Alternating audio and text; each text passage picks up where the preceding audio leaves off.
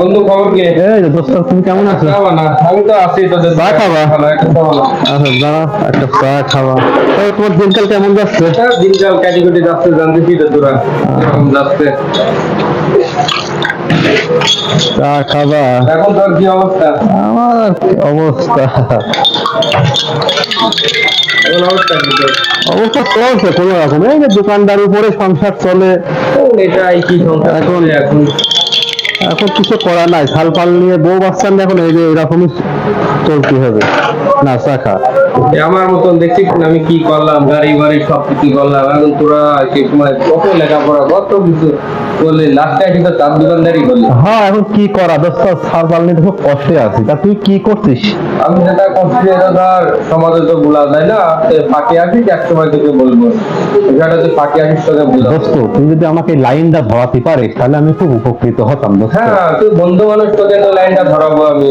আজকে যে আমি ছেলে কি শুনবো ক্যাসিনো, ক্যাসিনো ডিলার। এটা কি কিভাবে কি খেলতে হয় আমাকে একটু বলে। লাখ পাঁচেক টাকা লাগবে, তোর কাছে কত টাকা আছে? আমার তো টাকা পয়সা নগদ কোনো টাকা পয়সা নেই, আমার একটা গরু আছে, বেচলে হয়তো লাখ দুয়েক টাকা হতে পারে। আচ্ছা তাহলে তুই আছে গরু বেশি টাকা মাকা রেডি করে আমি তোর ব্যবস্থা করে দেবো। তাহলে দোস্ত আজকে আসিস? তাহলে তুই কাল সকালবেলা আসি, তো এগুলো নিয়ে যাই, আমি দেখি কি করা যায়। চলে গেল।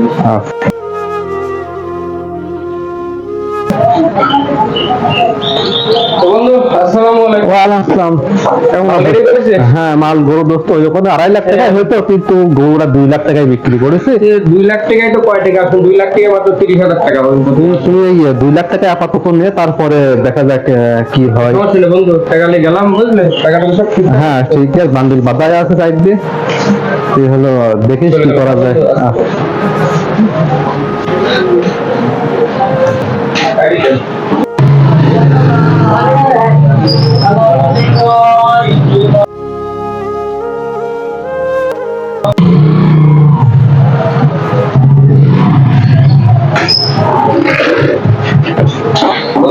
হ্যাঁ দোস্ত, খুব ভালো অবস্থা।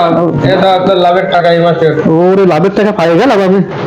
আমার তো কপাল ভালো দেখছি, দেখি 30,000 টাকায় আছে। পুরোপুরি টাকায় আছে। আর যদি মনে হয় টাকা এখানে আবার ইনভেস্ট করবি, ইনভেস্ট করতে পারি, তাহলে লাভ হবে না। মানে তাতে আমি আমার 2 লাখ, তাতে আমি যদি এটা 5-6 মাস টাকা না নিতে আমার টাকা তাহলে ডবল হবে না। ডবল মানে তাহলে আমি এটা কি করবো, আমি টাকা আমার ছেলে চলে গেলাম তাহলে আমার সামনে মাসে আবার আমার, হ্যাঁ ওই টাকা দিয়ে একবার লাভের টাকা আমি।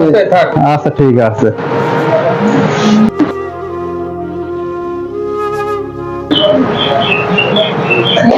হ্যাঁ আরে ভাই, আপনি তো চিনতে পারলাম না, আপনার এলাকায় কি নতুন নাকি? হ্যাঁ আপনাদের এই গ্রামটা অনেক সুন্দর, অনেক হাওয়া বাতাস প্রকৃতি, নতুন নিয়ে আইছি। আমরা কিছুক্ষণ পরে আবার চলে যাবো। তাহলে চা আপনারা কিছু খান? না আমরা এই যে চা খাচ্ছি। আচ্ছা ঠিক আছে, বসেন। বন্ধু খবর কি? এই তো দোস্ত, টাকাগুলো নিবি না? হ্যাঁ টাকা পয়সা আমি তো এই টাকা লোক লাগবে তো। আমি তো লোক, আচ্ছা ঠিক আছে, আমার পরিচিতদের ভিতরে আমি দেখি ভালো সেরকম লোক পাওয়া যায়। লোক লাগবে, কারণ এখন ধরো খুব চাপ যাচ্ছে, কোম্পানি থেকে ফোন দিছিল আরো 10টা লোক লাগবে, তুই ম্যানেজ কর। হ্যাঁ আচ্ছা লোক তো আমি ম্যানেজ করবো না, কাছের লোক হলে তো বাইরে তো যাওয়া যাচ্ছে না, কারণ আর আমি আচ্ছা ঠিক আছে। আমি অনেক দিন ধরে খুঁজছি। এই ভাই তুই এই ভাই তুই ভাই দাঁড়া তুই সেই ক্যাসিনো সম্রাট মিস্টার রঞ্জু, তুমি এখন কথা বলছো দুবাই বাড়ি। আরে ভাই অনেক দিন খুঁজছি। বাড়ি করছি। আরে ভাই কি হয়েছে ভাই, আমার তো বন্ধু ভাই, বন্ধু আপনি একজন প্রতারক, আপনাদের গরিব অসহায় মানুষের টাকা নিয়ে বড় দুবাই বাড়ি করছে, শহরে বাড়ি ঘর করছে। আরে আল্লাহ রে,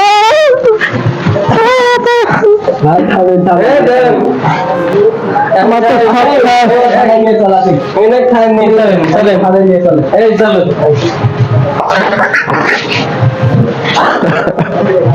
আমি আপনাদেরকে জানাই যে হারাম পথে ইনকাম করার থেকে সৎ পথে ইনকাম করা ভালো, কারণ কথাই আছে যে অসৎ পথে করিও না ভ্রমণ, যদিও সেই হয় দেরি।